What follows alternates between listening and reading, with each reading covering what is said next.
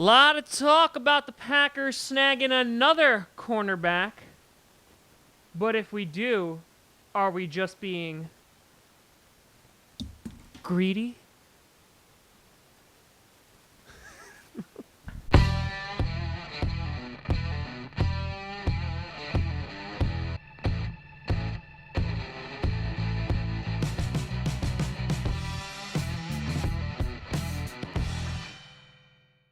Grossi Posse Packer Nation. Welcome to the episode of Packcast, the podcast where you don't have to be a Packers fan, but it sure does help. I am your host, Tom Grossi, and today, as we continue and finish off the week of looking at draft prospects everywhere, we end the week with a cornerback prospect of Greedy Williams. Now, before we get to that, you only have Trace. That's 3 for our Spanish-speaking friends.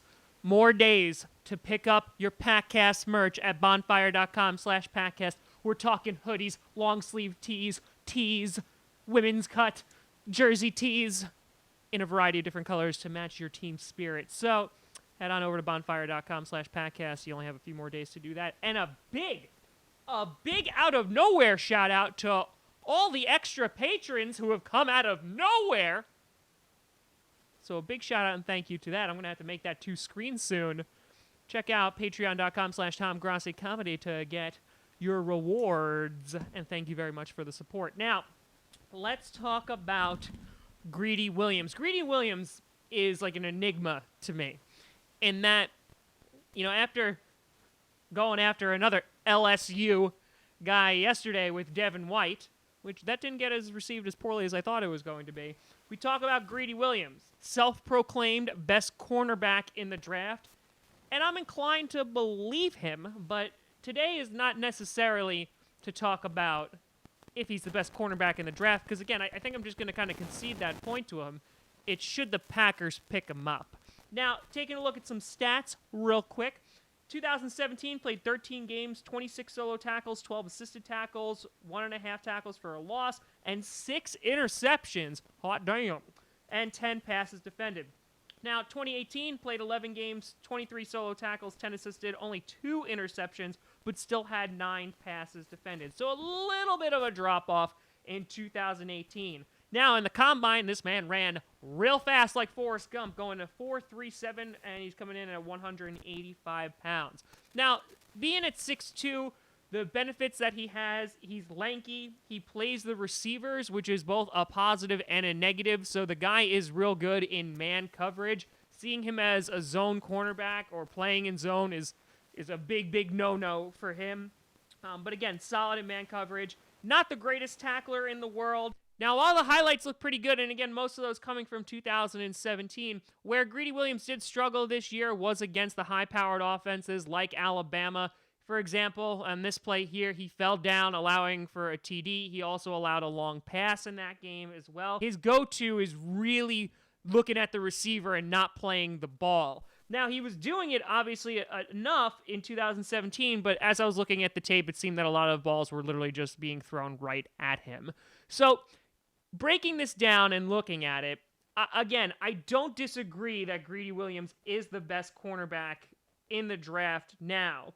And because of that, and because this is not a very deep or cornerback-heavy draft, there is potential that he could slip and go in the first round. Now, should we take him in the first round? If he's there, 12, hell no. Hells to the no. I don't even think that's an option. I don't think I've ever even seen him mocked that high. At number 30, maybe it becomes a little bit more tempting, but I'm going to say no. The only time that I can justify taking him is in the second round. Then I could potentially say, okay, he's going to be a project corner. But I got to be completely honest, even though we lost Bashawn Breeland, we still do have, of course, the man, the legend, Jair Alexander, and we also have Josh Jackson. Now, I know Josh Jackson obviously struggled and needs a lot of playing time and hopefully can make a big sophomore jump where he could kind of live up to the hype, as I know a lot of you were really, really excited about him. and he played well in the preseason, but I would rather roll with him and then potentially just pick up, really a workshop cornerback later in the draft than use a second pick on him. If there's any position that I would see potentially or wanting to go either in the end of the first or in the second is safety. Well, I think that is a much more needed position. In addition, we also have Kevin King, right? So Kevin King, while I know he's injury prone and we want him to play a full season, I think you still got to give him a chance, give him an opportunity. And so we do have at least one really solid cornerback in Jair Alexander and then two guys who could hopefully rise to the occasion. So I don't think that cornerback is a tremendous need. I would see safety being a much bigger need, or offensive lineman, or edge rusher, or tight end, even over cornerback. But so I say with Greedy Williams, well, there is slightly a need. I don't think we need to reach for him. If he falls to us in the second round, maybe you take a shot on him. But other than that, I don't think you touch him in the first round. But let me know what you think down in the comments below. You can always find me at TomGrossiComedy.com, TomGrossi Comedy, or Tom Grossi Comedy on all the things listed below, including the Patreon. Also, check out bonfire.com/Patcast for your Patcast merch for the next few days. And check out Patcast on SoundCloud, iTunes, Google Play Music, and of course here on YouTube. Well, that's a week. 5 videos down. There we go. 3rd week in a row. Let's make it 4 next week. Thank you all for tuning in. I appreciate it. Thank you so much for watching. I'm Tom Grossi. Enjoy your weekend.